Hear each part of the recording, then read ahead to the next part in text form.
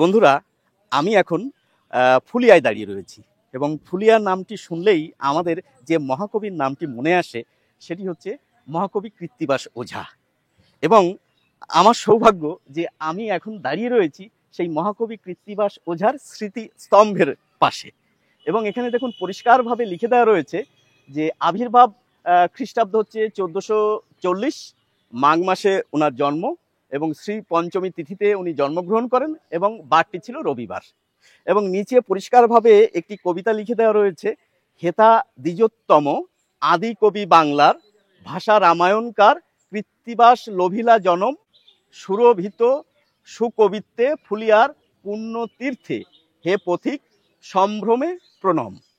এখন এই যে ফুলিয়া এবং কবি কৃত্তিবাস, এটা তো অঙ্গাঙ্গিভাবে জড়িত। তো আমাদের সৌভাগ্য, আমরা পাশে পেয়ে গেছি এই গ্রামেরই ভূমিপুত্র একজন শিক্ষক, সঞ্জয় রাহা। স্যার, আপনি একটু আসুন। নমস্কার স্যার, আমি তো এসেছি বাইরে থেকে। তো এই কবি কৃত্তিবাস এবং আমরা এই ফুলিয়া নামটি আমাদের বাংলা সাহিত্যের ইতিহাসে বারবার পড়েছি, বা রামায়ণের, বাংলা রামায়ণের কথা বললেই এই দুটি নাম বারবার ঘুরে ফিরে আসে। আমাদের একটু পরিচয় করিয়ে দিন যে এই মহাকবির এখানে কি কি রয়েছে, তার জন্মস্থান কোথায়, তার কি কি স্মৃতি রয়েছে, সেটি আমাদের একটু বলুন। নমস্কার, আমি সঞ্জয় রাহা, আমি এলাকারই বাসিন্দা। আমি একজন শিক্ষক নবলা জুনিয়র হাই স্কুলে। আপনারা দেখতে পাচ্ছেন এটা ফুলিয়ার, নদিয়া জেলার ফুলিয়া কবি কৃত্তিবাস ওঝার জন্মস্থান। ফুলিয়াকে সবাই এক নামেই চেনে যে কবি কৃত্তিবাস ওঝার জন্মস্থান। কবি কৃত্তিবাস ওঝা হলেন সংস্কৃতে রামায়ণ লিখেছিলেন, আমরা যেটা শুনেছি বাল্মীকি, সেই রামায়ণটাকে তিনি বাংলায় অনুবাদ করেন।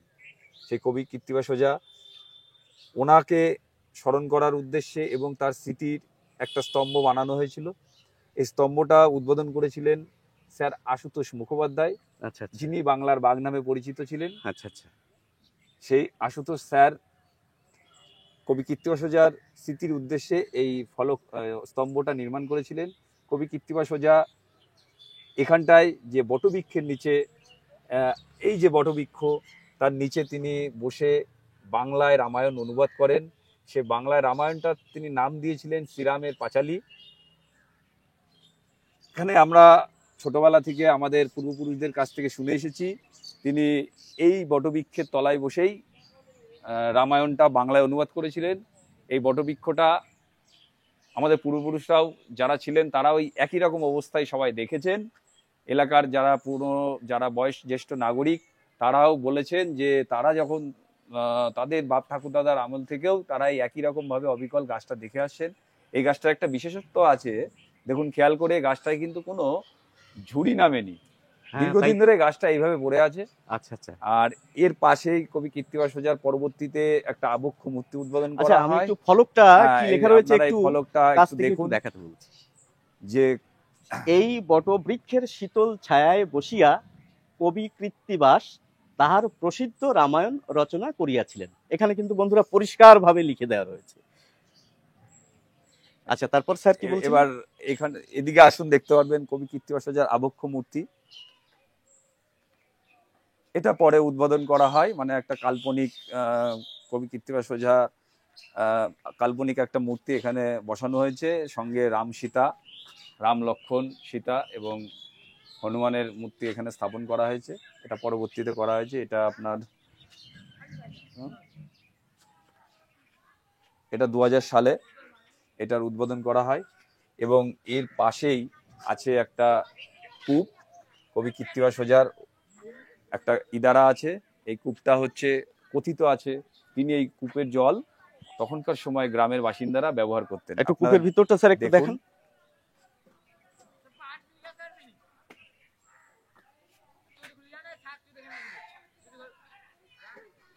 কবি কৃত্তিবাস ওঝা এই কূপের জল ব্যবহার করতেন। তখনকার গ্রামের বাসিন্দারা এই জলটা ব্যবহার করতেন। আচ্ছা, তখনকার গ্রামের বাসিন্দারাও এই জলটা ব্যবহার করতেন। এবং যেটা হচ্ছে কবি কৃত্তিবাস, এখানে আসলে আপনারা আরেকটা জিনিস দেখতে পারবেন, পাশেই আছে কবি কৃত্তিবাস ওঝার স্মৃতি কাম গ্রন্থাগার, অর্থাৎ লাইব্রেরি কাম মিউজিয়াম আছে। সেখানটায় কবি কৃত্তিবাস ওঝা যে সংস্কৃত থেকে বাংলায় যে রামায়ণ লিখেছিলেন, তিনি যে হাতের লেখা, সে অরিজিনাল হাতের লেখাটা আমাদের এখানে নেই।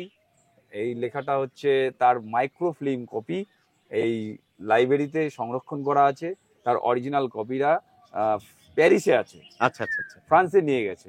অ্যাকচুয়ালি ব্রিটিশ শাসনে আমরা জানি ভারতবর্ষে নানান বৈদেশিক শক্তি এসেছিলেন বাণিজ্য করতে। প্রথমে বাণিজ্যের সূত্রে এসেছিলেন, ফরাসিরা এসেছিলেন, ইংরেজ এসেছিলেন, ডাচ, পর্তুগিজ। তো এর মধ্যে ইংরেজরা যেমন তাদের আমাদের ভারতবর্ষের সম্পদ তাদের দেশে নিয়ে গেছে।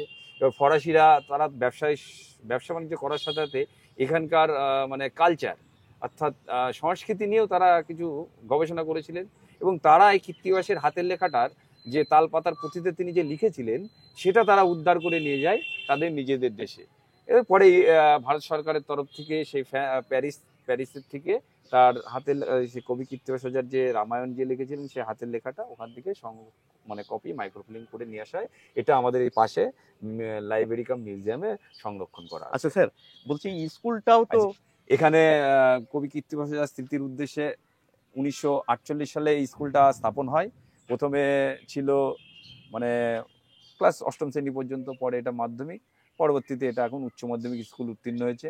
এই স্কুলটা এখানকার আশেপাশে পার্শ্ববর্তী গ্রাম সব ছেলেমেয়েরা এখানে কোয়েড স্কুল পড়াশোনা করে। আজ থেকে 30-40 বছর আগে বলতে পারেন এদিকে অনেক দূর থেকেই তারাপুর, ঠিক আছে, তিলডাঙ্গা, সুরেশনগর, ওই দিক থেকেও ছেলে মেয়ে, ওদিকে ঘোড়ালিয়া এই এরিয়ার ছেলে মেয়ে স্কুলে পড়াশোনা করতো। তা কবি কৃত্তিবাস ওঝার নামাঙ্কিত এই এক স্কুল, একটা উচ্চ মাধ্যমিক বিদ্যালয় এখানে পাশেই আছে। এখানে খেলার মাঠ আছে, এলাকার ছেলেপেলে পার্শ্ববর্তী গ্রামের ছেলে মেয়েরা এসে এখানে মাঠে খেলাধুলা করে। আর পাশে যে স্কুলটা দেখতে পাচ্ছি একই স্কুলে, এটা ক্যাম্পাস টোটাল স্কুল। ও আচ্ছা আচ্ছা আচ্ছা আচ্ছা। আর আর এখানে কবি কৃত্তিবাস ওঝার জন্ম তিথি পালন করা হয় প্রতি মাঘ মাসের শেষ রবিবার। এখানে 4-5 দিন ধরে অনুষ্ঠান হয়, নানান সাহিত্যিক আসেন, ইউনিভার্সিটির বাংলা সাহিত্যিক প্রফেসররা অনেক এখানে আসেন। প্রথম দিন কবি সম্মেলন হয়, সাহিত্যিকরা আসেন। পরের দিন নানান অনুষ্ঠানের মধ্যে দিয়ে প্রতি বছর মাঘ মাসের শেষ রবিবার এই অনুষ্ঠানটা উদযাপন করা হয়। স্যার এর সমাধি ক্ষেত্রটা? আর আমরা পাশেই আমরা এর পাশেই আছে লাইব্রেরি কাম মিউজিয়ামের পাশে আছে কবি কৃত্তিবাস ওঝার অস্থি সমাধি, ওটাও আপনারা দেখতে পারবেন, আমাদের সাথে গেলে ওটাও দেখতে পারবেন। আচ্ছা, এটা হচ্ছে আপনারা দেখতে পাচ্ছেন কবি কৃত্তিবাসের মেমোরিয়াল লাইব্রেরি কাম মিউজিয়াম। এখানটায় সংরক্ষণ করা আছে কবি কৃত্তিবাস ওঝার যে হাতের লেখাটা, তার মাইক্রোফিল্ম কপি। এখানে আপনারা আসলে দেখতে পারবেন। এখন ওপেন হওয়ার টাইম হয়নি, বিকাল 4টের পরে এটা খোলা হয়। মঙ্গলবার হাফ বেলা এবং রবিবার বুধবার হচ্ছে বন্ধ থাকে, ঠিক আছে। এই বাদে যে কোনো দিন আপনারা আসলে বিকাল 4টার পরে এই লাইব্রেরিটা আপনারা দেখতে পাবেন, ঠিক আছে। এই লাইব্রেরির ভেতরে এছাড়াও অনেক সাহিত্যিকের বই আছে, রামায়ণের উপরে যারা রিসার্চ করেছে এবং যারা অনেক পিএইচডি স্কলার আছে তারা এখানে এসে গবেষণা করেন এই লাইব্রেরিতে। কবি কৃত্তিবাসের উপরে যেসব বই পাবে আছে, এখানে অনেক বই সংরক্ষণ করা আছে, আপনারা এসে সেগুলোও দেখতে পারবেন। আচ্ছা স্যার, এবার ওই কৃত্তিবাস ওঝার সমাধি ক্ষেত্রটা ঠিক কোথায়? হ্যাঁ, যে কবি কৃত্তিবাস ওঝার যে একটা অস্থি সমাধি আছে সেই জায়গাটা আমরা এসছি। সেই জায়গাটা হলো এই হরিপাঠ বলা হয়। এখানে ঠাকুর শ্রী হরিদাস, শ্রী চৈতন্যর যে শিষ্য ছিলেন অন্যতম, তিনি এই জায়গাটায় কিছুদিন কাটিয়েছিলেন, তার স্মৃতি রক্ষার্থে এই হরিপাঠটা নাম। কিন্তু এই ভেতরেই সংরক্ষণ করা আছে বাংলার আদিকবি কৃত্তিবাস ওঝার অস্থি সমাধি। আসুন এবার আমরা দেখে নেওয়া যাক অস্থি সমাধিটা, আসুন।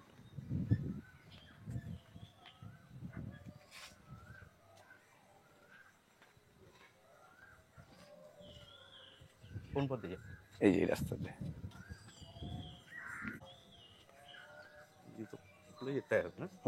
হ্যাঁ আছে, ওখানে গিয়ে সাইডে খুলে রাখলেই হবে।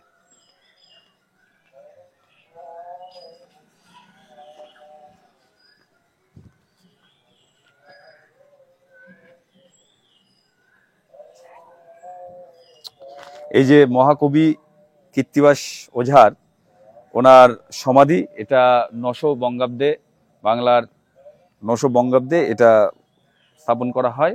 এই সমাধিটা অস্থি সমাধি, এটা কবি কৃত্তিবাস ওঝার।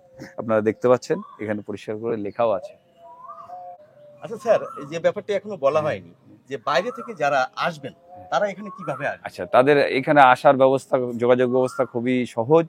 আপনারা শান্তিপুর, শিয়ালদা শান্তিপুর লোকাল ধরে ফুলিয়া স্টেশনে নামবেন, শান্তিপুরে 1 স্টেশন আগে ফুলিয়া স্টেশনে নেমে ওখান থেকে টোটো আছে, টোটো ধরে আপনার বলবেন আমি কবি কৃত্তিবাস ওঝার জন্মস্থান যাব, কি বয়রা কৃত্তিবাস, তাহলে আপনাদের টোটোতে নামিয়ে দেবে। টোটোতে আপনার হচ্ছে টোটাল রাস্তা এখানে 3 কিলোমিটার ফুলিয়া স্টেশন থেকে। যদি কেউ মনে করেন যে বাসে আসবো, তাহলে ফুলিয়া বাস স্ট্যান্ড আছে, NH-34 জাতীয় সড়ক, যেটা কলকাতা থেকে শিলিগুড়ি যাওয়ার যে রাস্তা, সেখানে ফুলিয়া বাস স্ট্যান্ড অথবা ফুলিয়াপাড়া বাস স্ট্যান্ড, এই দুটো জায়গায় নামলেও আপনারা একই দূরত্ব। ফুলিয়াপাড়া থেকে যদি নামেন 1 কিলোমিটার এবং ফুলিয়া বাস স্ট্যান্ড থেকে যদি নামেন 3 কিলোমিটার রাস্তা হবে। আপনার টোটো সবসময় পাবেন এই পবিত্র স্থানে আসার জন্য। যোগাযোগ ব্যবস্থা খুবই সহজ আছে। জানিয়ে রাখি স্যার, যেটা 34 নম্বর জাতীয় সড়ক বলেছেন, ওটা পরিবর্তিত হয়ে এখন 12 নম্বর জাতীয় সড়ক। হ্যাঁ এখন আর একটা ব্যাপার হচ্ছে, এখান থেকে গঙ্গা নদীও খুব পাশেই। আপনাদের এটি উল্লেখ করে দিলাম এই কারণে, এই জায়গাটির অবস্থান বোঝার জন্য। এখান থেকে পায়ে হেঁটে যেতে গেলে আপনাকে সময় লাগবে মাত্র 5 মিনিট। তো যাই হোক স্যার, আমাদের এই আপনার মূল্যবান সময় দিলেন। সঞ্জয় রাহা, আপনি ভালো থাকবেন স্যার, আপনাকে নমস্কার জানাচ্ছি।